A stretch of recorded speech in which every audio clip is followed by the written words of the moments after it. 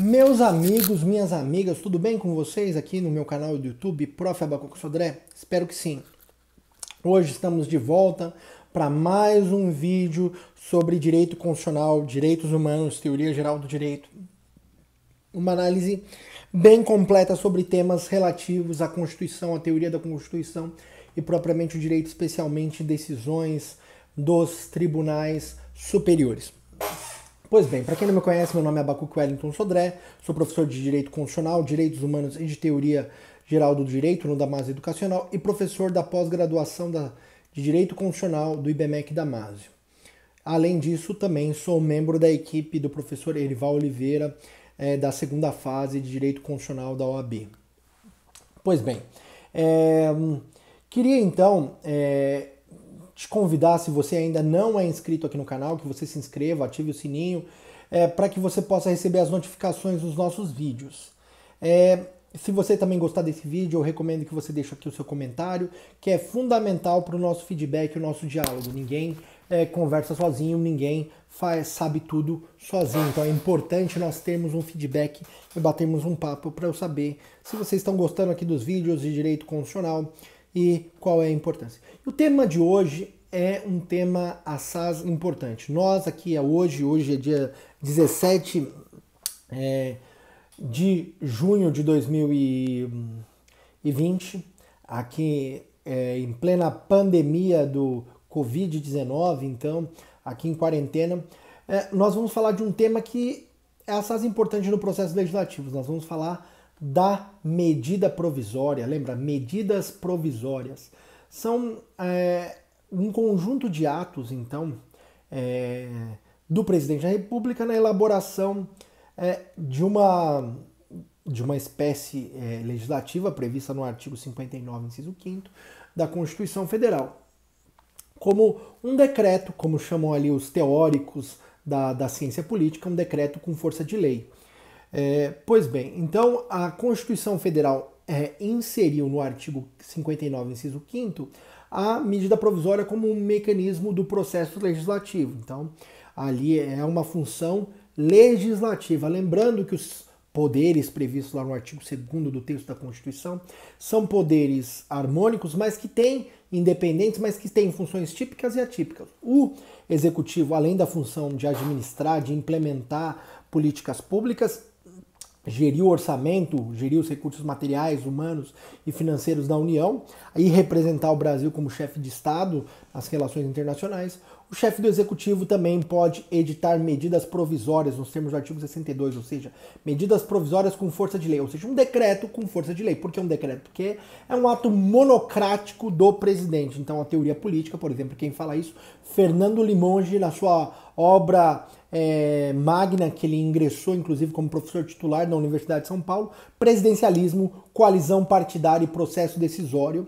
Então ele trata ali dessa espécie do ponto de vista da ciência política. E do âmbito jurídico? No âmbito jurídico, a gente pode dizer que a medida provisória, ela é então um ato legislativo do presidente. Então um ato legislativo, não vou dizer que é um decreto, porque o decreto é uma espécie, é um ato normativo secundário e a medida provisória é um ato normativo primário. Então ela é um ato normativo porque ela inova na ordem jurídica. Então ela é um ato normativo primário emitido, editado por uma pessoa, não pelo órgão do Poder Executivo, o Presidente da República, que ele expede então uma medida provisória que tem força de lei temporária. Então, é um ato normativo primário expedido pelo Presidente da República que tem força de lei dentro de um determinado período. Então, uma lei temporária sujeita à aprovação do Poder Legislativo por meio de um processo específico. Óbvio que no âmbito da nossa história,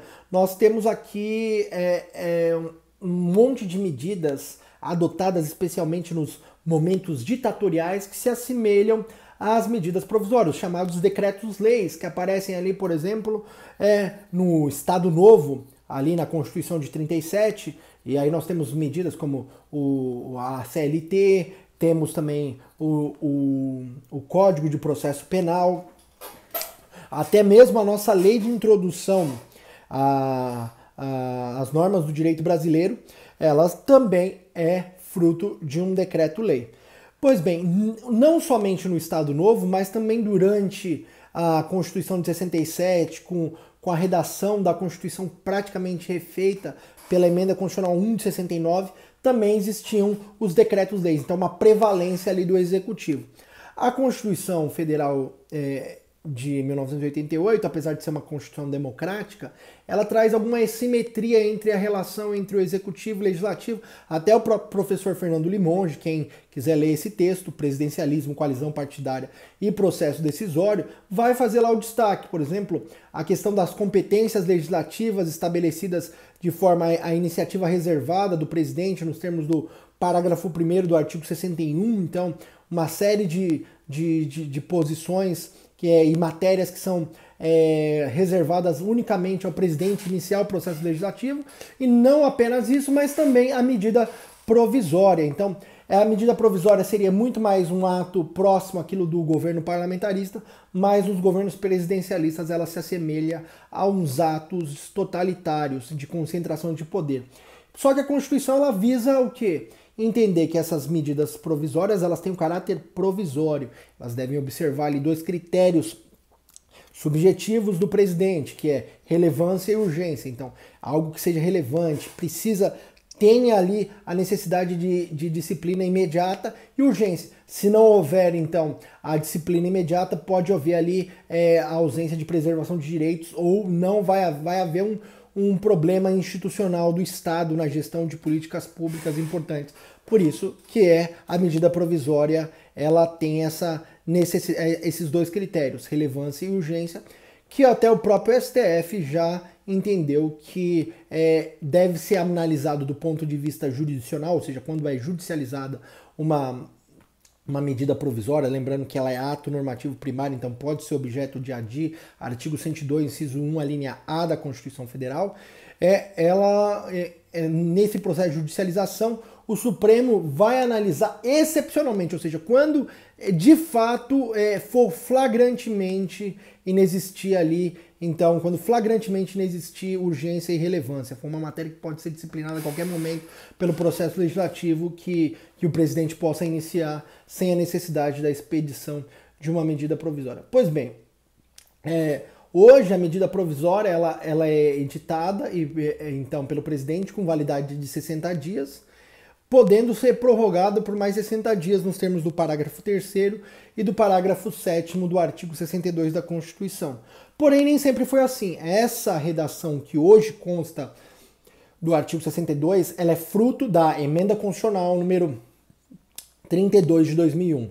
Então, a Emenda Constitucional número 32 de 2001 estabeleceu uma série de regras que tornassem mais adequada do ponto de vista da engenharia institucional do Estado, que significa de uma harmonia dos poderes, do estabelecimento e da regulação. Lembra, o Estado de Direito, Rule of Law, ou Rechtsstaat na versão alemã, implica no governo de leis e não de homens, ou seja, na limitação do poder. Os poderes estão limitados. E a limitação desse poder, nenhum poder pode ser excessivo. Todas as vezes que houver excesso de poderes tem que haver um controle, daí os check and balances, os freios e contrapesos. Pois bem, o Constituinte derivado então faz essa alteração. Por quê? Porque antes da Emenda Constitucional número 32 de 2001, como que funcionava o sistema das medidas provisórias? Aqui é importante a gente ter essa noção. Até então, vigia o seguinte, que as medidas provisórias eram editadas com força de lei, pelo presidente da República, e deveriam ser remetidas imediatamente ao Congresso Nacional, sendo que se houvesse recesso do Congresso, deveria ser convocado o Congresso então para uma sessão extraordinária no prazo de 5 dias. Essa era a regra do caput do artigo 62. E só tinha um parágrafo único, que dizia o seguinte, que se as medidas não fossem convertidas no prazo de 30 dias a partir da sua publicação, então as medidas provisórias perderão a eficácia desde a edição se não forem convertidas em lei no prazo de 30 dias a partir da sua publicação, devendo o Congresso disciplinar as relações jurídicas dela decorrentes. Então, o que dizia ali? Então, que era expedido com prazo de 30 dias. Porém, isso permitia, segundo a própria jurisprudência do STF, que ficou consolidada e plasmada na súmula 651 das súmulas gerais do Supremo Tribunal Federal e hoje é parte das súmulas vinculantes, a súmula vinculante número 54 diz o seguinte: as medidas provisórias não apreciadas pelo Congresso Nacional, a medida provisória não apreciada pelo Congresso Nacional podia até então a emenda 32 de 2001 ser reeditada dentro do seu prazo de eficácia de 30 dias, mantidos os efeitos de lei desde a primeira edição. Então, ali permitiu o STF, a jurisprudência do STF, permitia então que aquelas medidas anteriores até a emenda 32 de 2001, então até a emenda 32 de 2001, permitia a renovação. Então, até o Congresso rejeitar, o presidente da República pode renovando essa medida provisória. Existem medidas provisórias que ainda vigem até hoje em decorrência de o Congresso não ter analisado. Então, antes da emenda constitucional número 32, as medidas provisórias podem ser renovadas até que o Congresso analise. Então, sendo renovadas a cada 30 dias, até que o Congresso rejeite essas medidas, que elas perdem o efeito. Então, essa era a redação dada pelo Constituinte originário de 88. Pois bem, veio então o Constituinte derivado e reformou para tentar adequar a questão da medida provisória. Então, a medida provisória é uma forma, espécie legislativa exercida pela função, pelo Poder Executivo no exercício de sua função atípica. Então, ele legisla. Então, como legislador, ele está submetido ao controle de constitucionalidade, especialmente, então, a adequação formal e material da medida provisória à Constituição, assim como a lei. Então, a medida provisória está no mesmo status formal da lei e também no mesmo status material, devendo buscar, então, o fundamento de validade no texto da Constituição Federal. E a Constituição Federal, então, com base na emenda 32 de 2001, estabeleceu, eu posso denominar aqui do ponto de vista dogmático, aqui para vocês, 4 espécies de limitações importantes. Então, eu denomino aqui para vocês 4 espécies de limitações, que chamam de temporais, materiais, procedimentais e normativas. Então, na ordem que está no artigo 62, então, material, temporal, procedimental e normativa. Então, são 4 espécies de limitações que foram inseridas pela emenda número 32 de 2001 acerca das medidas provisórias. O que são, então, limitações materiais? Essa questão, então, ela está atrelada especificamente a uma pergunta. Qual pergunta? Quais matérias não podem ser objeto de emenda constitucional?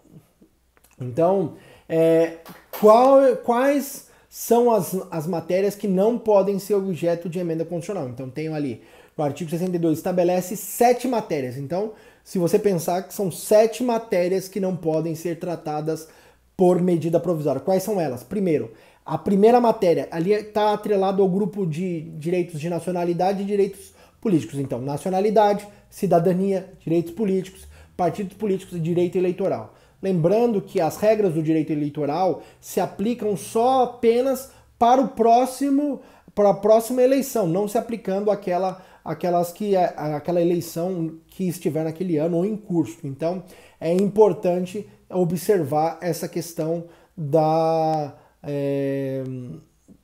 legislação eleitoral. Porém, o seguinte, do ponto de vista da medida provisória, a medida provisória não pode tratar do tema de direito eleitoral, de partidos políticos, direitos políticos, de nacionalidade ou cidadania. Então, essa é uma questão que tem que ser regulada por lei, mas lei comum, lei ordinária ou lei complementar, como tiver estabelecido ali na Constituição, mas não por medida provisória. Outra questão, direito penal, processual, penal e processo civil. Direito penal, direito processual, seja ele civil ou penal, são normas de ordem pública que integram o direito público. Lembra, o direito público ele exige a legalidade. Então, não é possível a criação de uma restrição ou mesmo de uma implementação de uma regra processual civil ou penal que seja feita por medida provisória. Outro ponto, organização do Poder Judiciário e do Ministério Público e a carreira e a garantia dos seus membros. Ou seja, não é possível, então, reduzir ou restringir direitos por meio de medida provisória. E especialmente porque a questão dos poderes, ela é uma questão de trato constitucional. Então, não pode ser objeto de medida provisória, então organização do poder judiciário e tratar sobre questão do Ministério Público.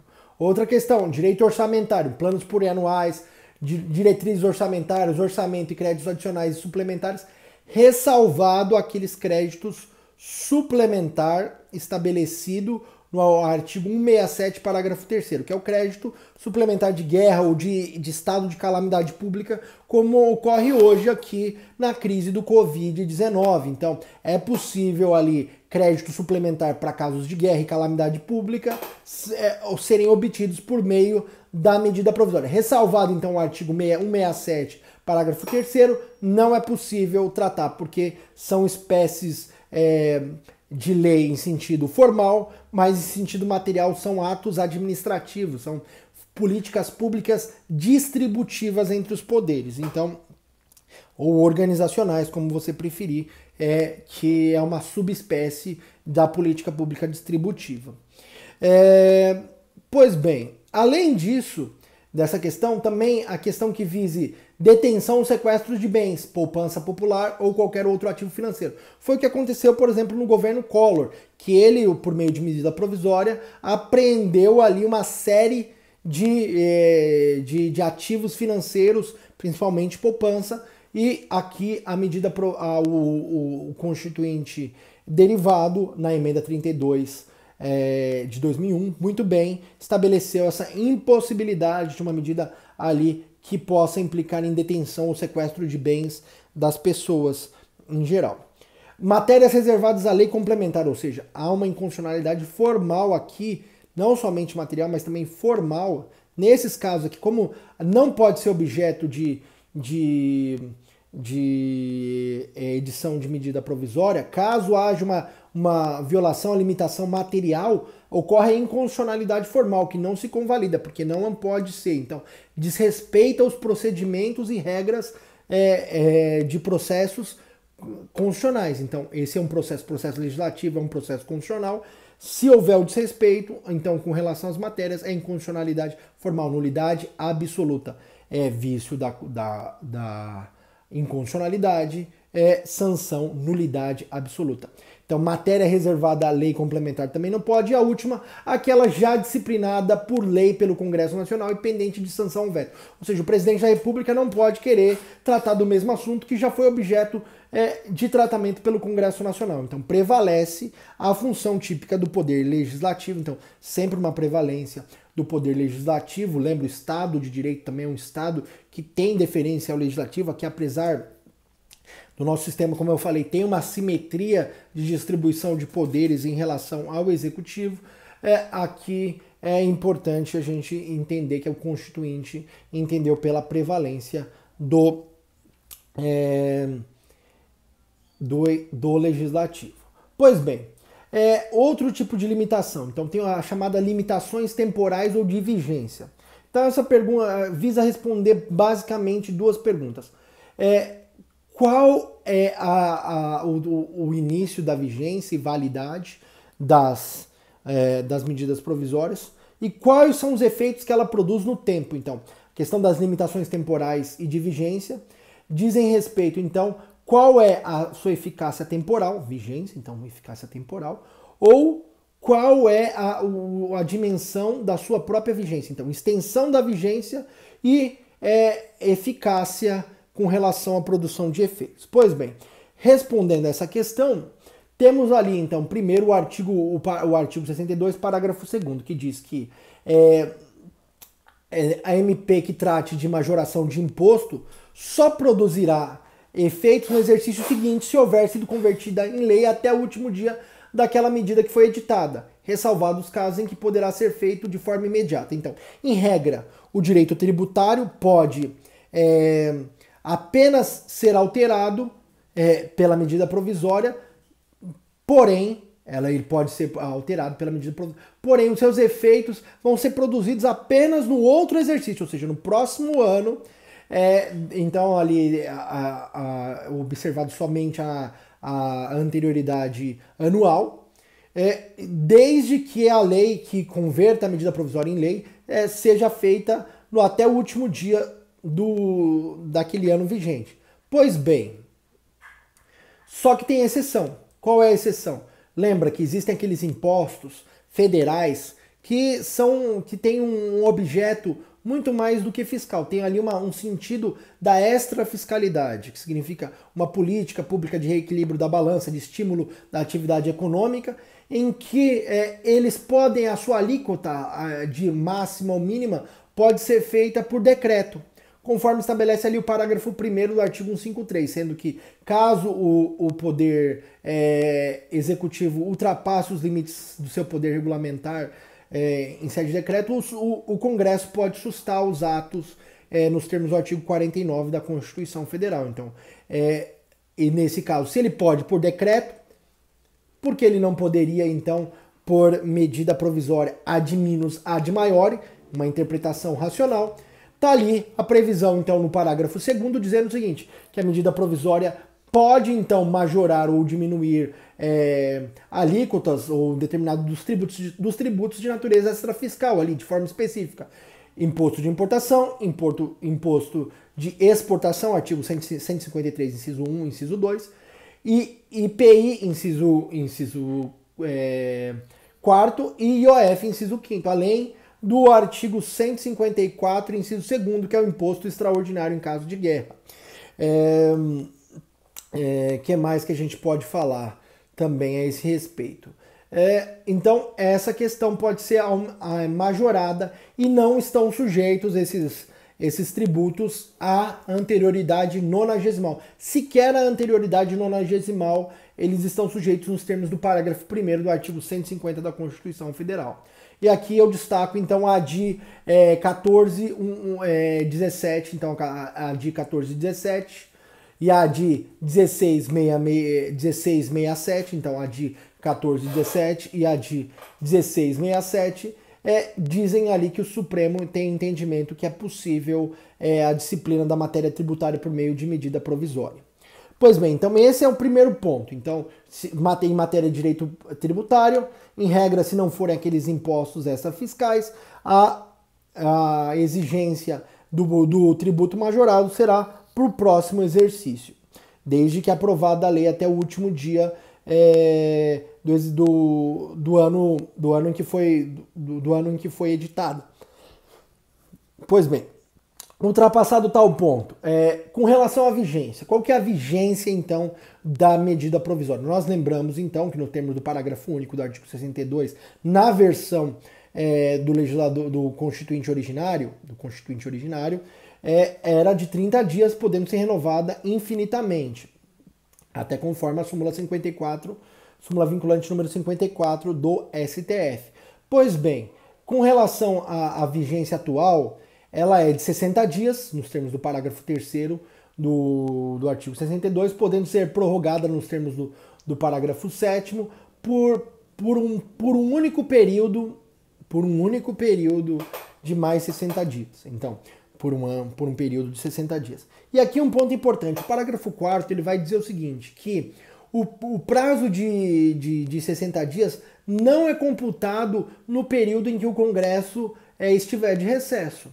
Antes, lá na redação original, tinha que haver convocação extraordinária. Aqui não. Aqui no período em que houver recesso, não se computa esse prazo de 60 dias. Qual é, então? Então fica suspenso ali a contagem desse prazo de 60 dias durante o período de recesso. Quais são os prazos de recesso do Congresso Nacional? Então nós pegamos o artigo 57 e fazemos a seguinte ilação. De 17 de julho a 1 de agosto, então ali tem mais ou menos um pouco mais de 15 dias, então, de 17 de julho a 1 de agosto, e de 22 de dezembro até 2 de fevereiro. Artigo 57, lembrando que a sessão legislativa então começa em 2 de fevereiro, vai até 17 de julho e volta em 1 de agosto e termina em 22 de dezembro. Então, nesses períodos de recesso, não se computam os prazos da medida provisória ali, desses 60 dias prorrogáveis por mais 60 dias. E um ponto importante, se uma medida provisória ela for rejeitada ou perder eficácia durante uma sessão legislativa, ou seja, de 2 de fevereiro a 17 de julho, de 1 de agosto até 22 de dezembro, ou seja, naquele ano, não poderá ser reeditada na mesma sessão legislativa.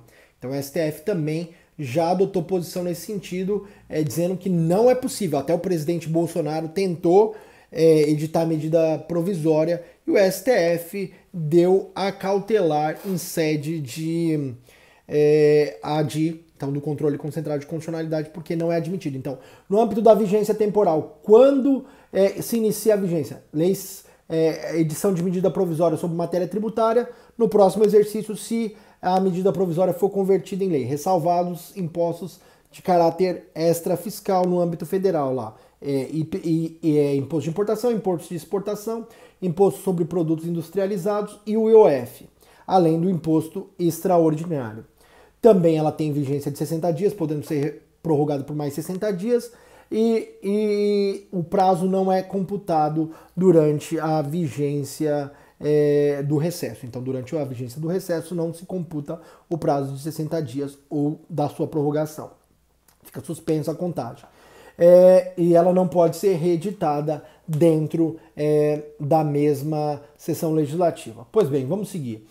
E qual é a próxima limitação? Então, nós falamos que tinham 4 limitações. Já falamos da limitação material e da limitação temporal. E a limitação procedimental? A limitação procedimental, ela está atrelada à seguinte pergunta: como se processa, então, a transformação da medida provisória para que ela deixe de ser uma lei temporal, uma lei temporária, para uma lei definitiva? Então, qual é o modo, o procedimento a ser elaborado? Então, ali nos parágrafos 5º, 6º, 8º e 9º estão previstos o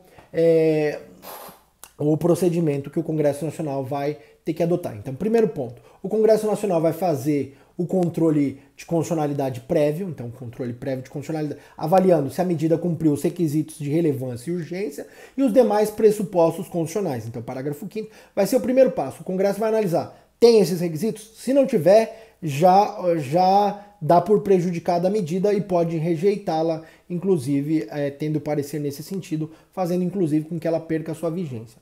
Pois bem, então, primeiro passo, fazer um controle de constitucionalidade. Mas como é feito isso? A análise ela é feita no Congresso Nacional, ela vai se iniciar, então, sempre na Câmara dos Deputados. Então, toda lei, lembra, todas as leis se iniciam na Câmara dos Deputados, ressalvadas as leis propostas por senadores. Aqui, no caso, como não é uma lei proposta por senadores, mas uma medida provisória que tem força de lei, então eficácia de lei, ela vai iniciar na Câmara dos Deputados, previsão expressa do parágrafo 8º.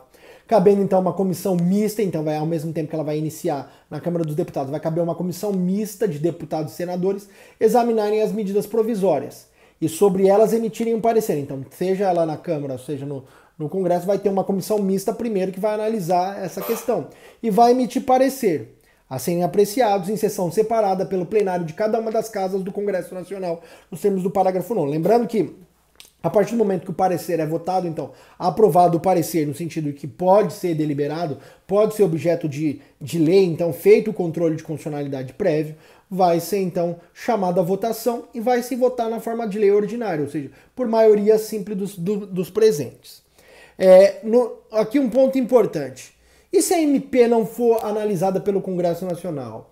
Então, aqui a Constituição estabeleceu uma trava institucional que obriga, então, o Congresso Nacional a apreciar a medida provisória em tempo hábil. Na hipótese da MP não ser apreciada em até 45 dias da sua edição, ou seu envio da sua publicação, então ela entrará em regime de urgência em cada uma das casas do Congresso Nacional, travando-se a pauta para todos os outros projetos de lei, até que se ultime a votação, ou seja, se ultimate ou se analise de forma definitiva a MP.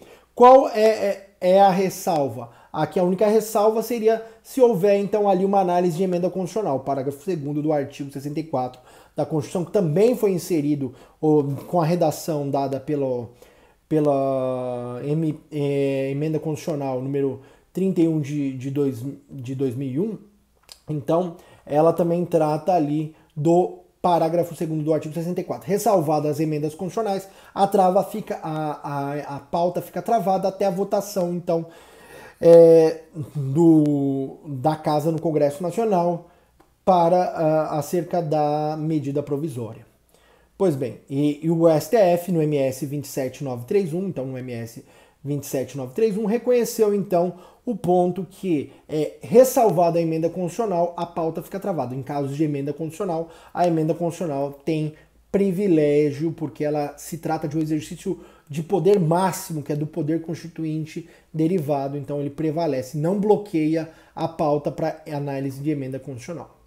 E as limitações normativas? Então, no âmbito das limitações procedimentais, nós vimos que então o Congresso Nacional vai fazer a análise do controle prévio de constitucionalidade, vai se instaurar uma comissão mista, então, entre Câmara dos Deputados e senadores para analisar a questão, e a análise vai se iniciar pela Câmara dos Deputados.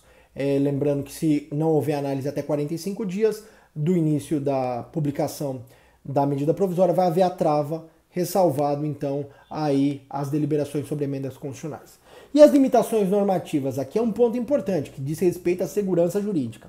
No parágrafo 3º, no parágrafo 11 e no parágrafo 12, tratam da seguinte questão. Pois bem, quais são os efeitos e a eficácia da medida quando ela é aprovada, quando ela é rejeitada, qual é a forma que deve ser observada, especialmente quando ela é rejeitada ou perde a sua vigência. Aqui o parágrafo 3º vai dizer o seguinte: caso a medida perca a vigência ou seja rejeitada pelo Congresso Nacional, o Poder Legislativo deverá emitir um decreto legislativo para regular a eficácia normativa das relações jurídicas submetidas à MP. Então, vai emitir o Poder Legislativo, o Congresso Nacional, vai emitir um decreto legislativo para regular ali até quando, como vai ser dada a segurança jurídica a essa questão. Porém, se ele não fizer, a vigência vai ser regida pelos atos que foram praticados durante a vigência da medida provisória, a ela serão submetidos. Só que o STF tem um entendimento que não pode durar para sempre, então tem que ter um lapso temporal específico, mas de ato jurídico perfeito também. E no caso, na hipótese de aprovação do projeto de lei ou conversão então da medida provisória em lei, porém o texto original tenha sido alterado, o texto original vai prevalecer até que o presidente tenha sancionado ou vetado.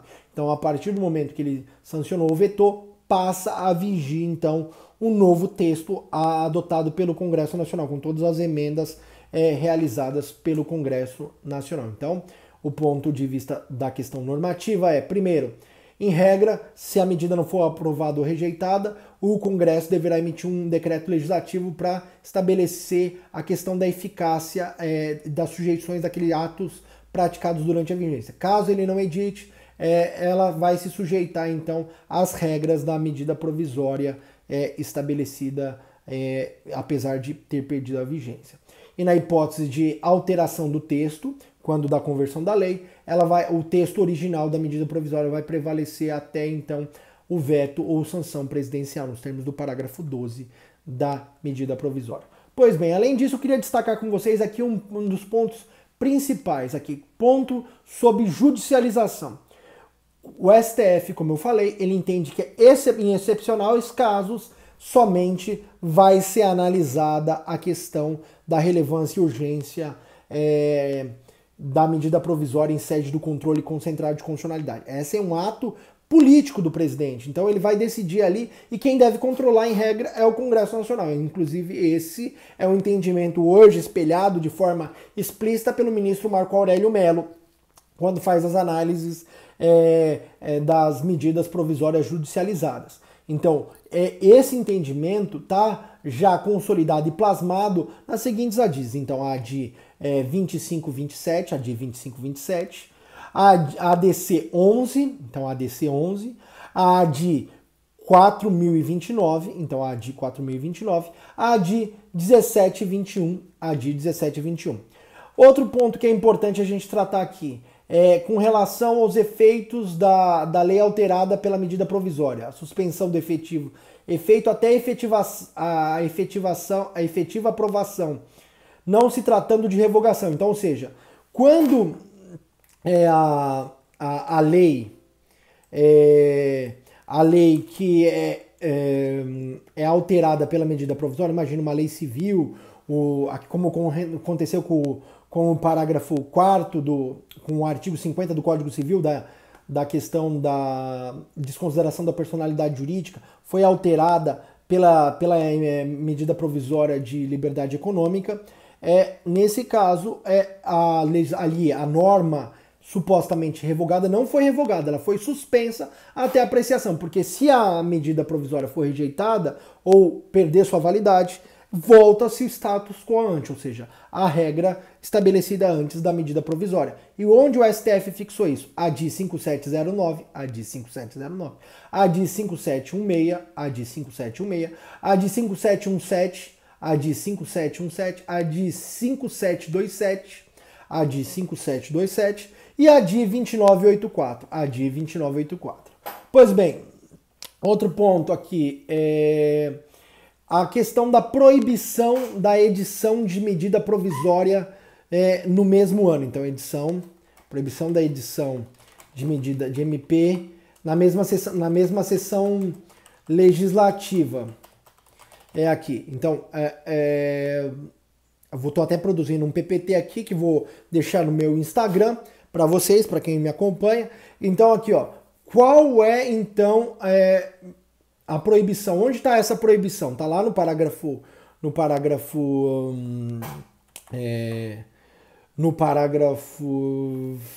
10, né, do artigo 62, e o STF entende e caça essa situação, como na ADI, então, 5709, a DI 5709, a DI 5716, a DI 5717, a DI 5727 e na ADI 2984. Então, a ADI 2984, também nessas ADIs, então, o STF entende que não é possível, então, o advento de medida provisória uma vez rejeitada na mesma sessão legislativa. Então, é importantíssimo tal ponto de questão. Então, a ADI 5709, a ADI 5716, 5717, 5727 e a ADI 2984. Você vê que essas duas ADIs, tanto a questão dos efeitos da suspensão, quanto também a questão da própria proibição, estão tratadas nessas ADIs. Então, eu gostaria de agradecer aqui com vocês e nós vamos continuar nos falando. Se você gostou desse vídeo, eu peço que você deixe o seu joinha e também, se você se inscrever no canal, se você ainda não se inscreveu, que você se inscreva para que você receba os nossos vídeos. Então, agradeço aqui pelo seu tempo e bons estudos. Até a próxima!